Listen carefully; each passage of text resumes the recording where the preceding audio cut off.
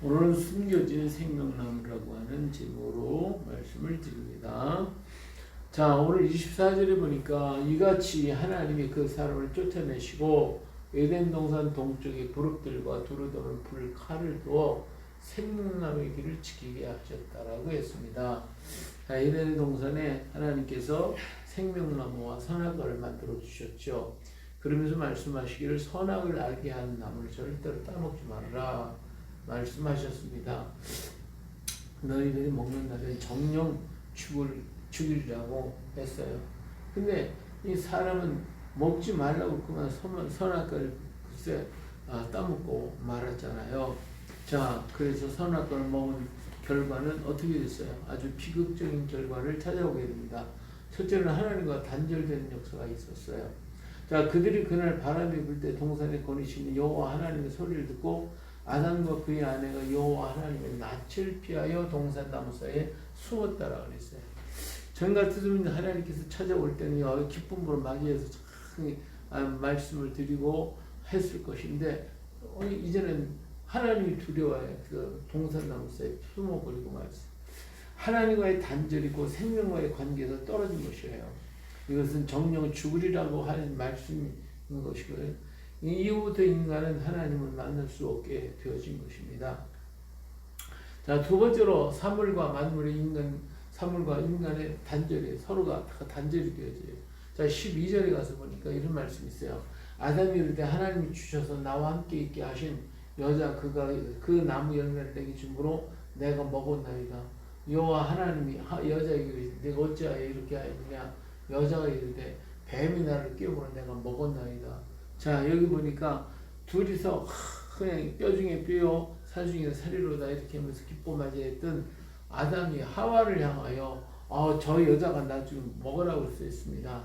이렇게 부부간에도 단절이 사람과 사람 사이의 관계가 좀 더 끊어져 버렸고 또 여자는 뱀이 먹으라고 해서 먹었습니다. 그래서 사물과 인간의 관계가 또 갈라져 버리고 말았어요. 이렇게 모든 패턴이 달라져 버렸어요. 죽음이라는 게 뭐냐? 죽음이라는 것은 꼭 우리가 아무것도 할 수 없는 상태가 아니라 모든 게 단절되는 거예요. 전부 다 끊어지고 그래서 이게 모든 관계 속에서 단절이 바로 죽음인 거예요. 인간은 모든 관계가 다 끊어진 죽음의 자리로 떨어져 버리고 말았다라고 하는 것입니다. 또 죽는다고 하는 하나님께서 죽는다고 했는데 그 죽음의 방법이 이래요. 육체의 노화와 죽음이. 자, 죽음은 서서히 찾아오는 것입니다.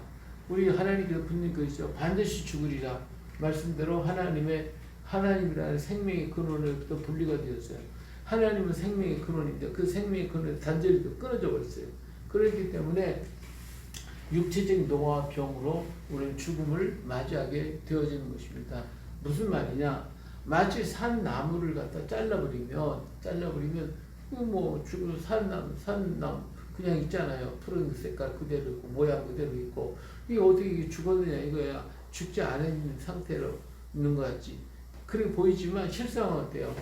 잘라버렸기 때문에 죽은 거예요. 생명의 젖줄이 끊어졌기 때문에 이제는 어떻게 돼요? 서서히 말라서 말라 죽어버리는 거죠. 자, 이처럼 우리 인생이 늙고 병들고 약해지고 하는 게 뭐예요? 하나님과의 단절이 끊어져 버렸기 때문에 우리는 이렇게 늙는 거예요. 그리고 병드는 것이고 그래서 인생은 정령 죽으리는 말씀대로 죽는 거예요. 그러니까 이 끊어진 상태가 죽은 상태이지만 우리가 그냥 죽지 않은 것 같아도 실상은 우리가 서서히 늙어가면서 죽어가고 있더라 그거예요.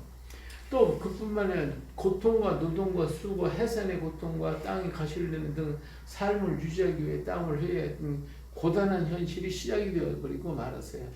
쉼의 터전을 잃어버린 인생은 이렇게 수고와 고통의 짐을 짊어지고 되는 거예요. 우리 하나님은 뭐야? 우리 하나님은 우리의 참 안식입니다. 근데 그 안식을 잃어버렸기 때문에 오늘 우리에게 다가온 게 뭐예요? 수고와 고통과 아픔, 괴로운 것밖에 없게 되는 거예요. 또 그런가 하면 인간은 자기중심적인 이 교만한 삶을 살게 됐어요.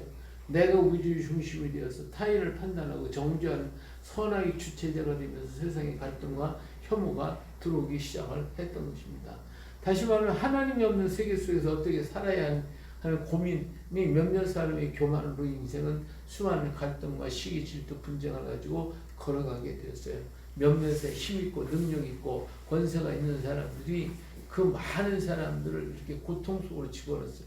그들의 교만함이, 그들의 자만함이, 그들의 그 권력이 이렇게 수없이 많은 분쟁을 일으키게 되고 사람을 고통 가운데 몰아나고 수고하고 괴롭게 만드는 이러한 것이 되어버리고 말단 말이에요. 이런 모든 것들이 다 죽음을 향해 가는 인생의 모습들입니다. 생명과를 잃고 선악과를 선택한 결과에 인간에게 찾아오는 것은 이러한 고통이었고 아픔이었다 그 말이에요. 그래서 여기서 벗어나겠다고 인간은 수없이 많은 노력을 했지만 생명의를 찾지 못하고 그냥 허덕이고 있게 되었다 그 말이에요. 이제는 인간의 소망이 없을까? 그때 하나님은 우리 뭐예요? 하나님은 사랑이셔요. 하나님은 사랑이시다 말이에요. 그래서 인간이 그렇게 고통당하고 괴로움을 죽어가는 그 모습을 보실 때에 우리 하나님 얼마나 아팠는지 모릅니다. 그래서 하나님은 감추어두던 생명나무를 세상에 보내셨어요.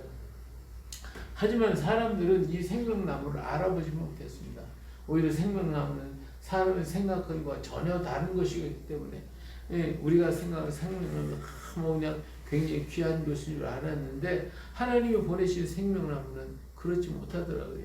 그래서 사람이 생각하고 전혀 다른 그런 모습을 가지고 있었기 때문에 그들은 이것을 받아들이지 못했어요. 마치 뭐와 같으냐? 모세가 광야에서 불뱀에 물린 사람들에게 부리뱀을 장대 끝에 달고 다 이거 쳐다보면 난 아니 무슨 놈 장대 끝에 있는 부리뱀 쳐다본다고 내가 불뱀에 물렸는 난단 말이야 하고 안 쳐다본 사람 다 죽었어요.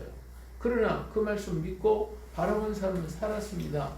예, 사람들은 자기 생각하고 안 맞으면 안 믿으려고 그러잖아요. 이처럼 하나님께서 우리에게 주신 생명나무 이 땅에 왔는데 아무도 알지를 못하고 오히려 배척하고 그를 십자가에 죽이더라는 거예요. 자, 귀 있는 자는 들을지어다. 하나님의 선지자들과 백성들이 외치기 시작했어요. 예수님 이 땅에 오셨어요. 마태복음 12장 28절 보니까 수고하고 무거운 짐진 자들아 다 내게로 오라 내가 너희를 쉬게 하리라고 그렇게 외치시면서 생명나무이심을 드러내고 나타내 주셨던 거예요. 그렇지만 사람들께 그 말을 안 들었어요. 그리고 예수님을 십자가에 매달아 버렸어요. 예수님이 큰 나무이신 생명나무이셨다는 걸 사람들은 알지 못했어요. 하지만 하나님은 십자가를 통해서 다 이뤘다고 외치게 하셨어요.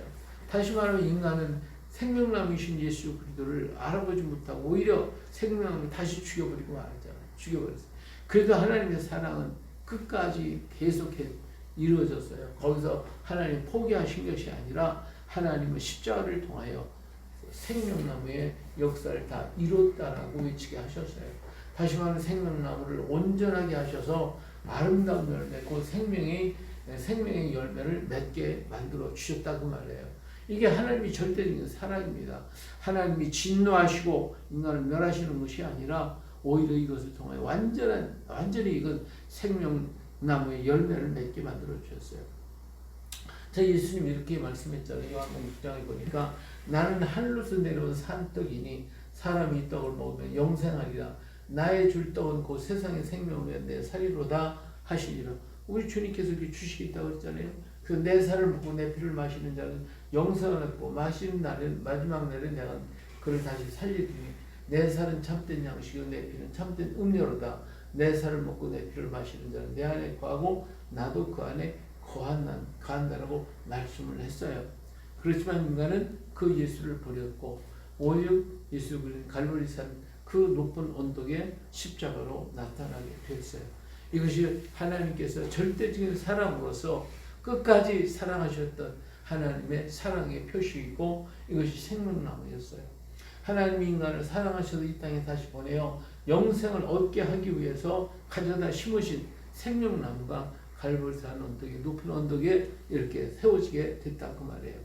요한복음 3장 16절에 하나님의 세상을 이처럼 사랑하사 독생자를 주셨으니 이는 그를 믿는 자마다 멸망하지 않고 영생을 얻게 하려 하심이라 분명히 말씀하셨잖아요. 이 생명나무 없으면 이 일을 이룰 수가 없어요. 생명나무를 주시고 이 역사를 이루게 하셨어요. 요한복음 3장 17절에 하나님이 그 아들을 세상에 보내신 것 세상을 심판하려 하심이 아니요 그로 말미암아 세상을 구원을 받게 하려 하셨다라고 말씀이. 이거 하나님의 절대적인 사랑의 역사입니다. 그러므로 귀 있는 자는 들을지어다. 선지자들이 계속 외쳤던 이 말씀을 듣고 믿는 자마다 영생을 얻게 되는 것이에요. 그러므로 믿음은 들음에서 나며 들음은 그리스도의 말씀으로 말미암는다라고 분명히 말씀하고 있습니다. 오늘은 고난 주간입니다. 예수님께서 예루살렘으로 입성하셨던 그날이고 고난의 날입니다. 고난 주간이 되어집니다. 다시 말해 생명나무로 오신 예수님, 그 생명의 열매를 맺기 위해서 그 험한 비아돌로사의 그 험한 길을 무거운 십자가를 지고 올라가셨습니다. 그 언덕에 생명나무를 세우시고 다 이뤘다고 하실 때까지 그 아픔과 고통을 다 참으시고 그 역사를 이루었습니다. 그 십자가 믿는 자마다 영생을 얻게 되고 잃어버렸던 생명을 얻게 되어질 것입니다. 이것이 하나님의 언약이고 하나님의 약속입니다. 우리는 다른 것을 통하여 생명을 얻을 수가 없으나 우리 하나님께서 참고 인내하셔서 사랑의 결성으로 결정적인 표시로 세워주신 그 십자가 바라보고 믿는 자마다 다시 하나님의 영생을 받게 될 것입니다. 이 영생을 받고 영원한 생명의 삶 속에서 우리 하나님과 함께 거하는 우리 모두 되시기를 예수님의 이름으로 축복합니다. 아멘.